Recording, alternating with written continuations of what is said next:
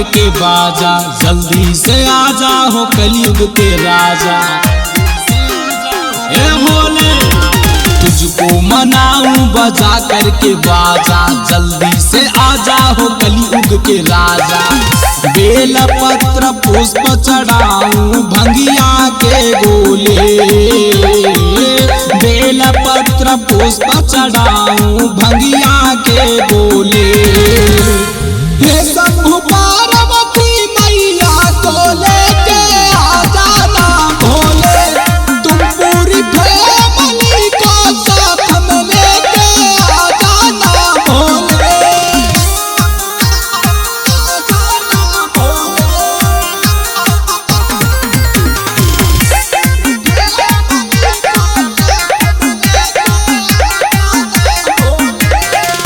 आशुतोष शशंक शेखर चंद्रमौली चिदंबरा, कोटि कोटि प्रणाम शंभो कोटि नमन दिगंबरा।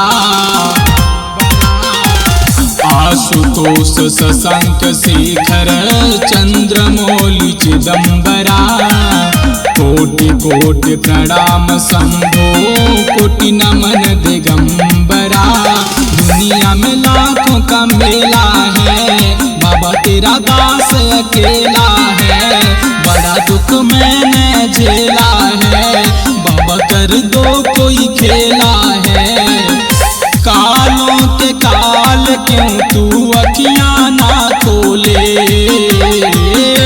कालों के काल क्यों तू अखियां ना खोले। हे शंभु पार्वती मैया को लेके आ जाना भोले, तुम पूरी फैमिली को साथ में लेके आ जाना भोले।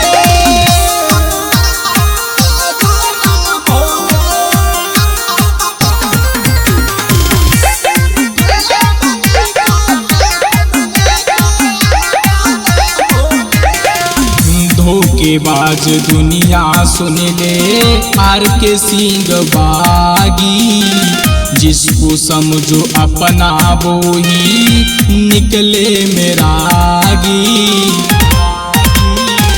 अनुज शास्त्री ने प्रीत भोले से लगा दी, गणपति के पापा ने मेरी जिंदगी बना दी।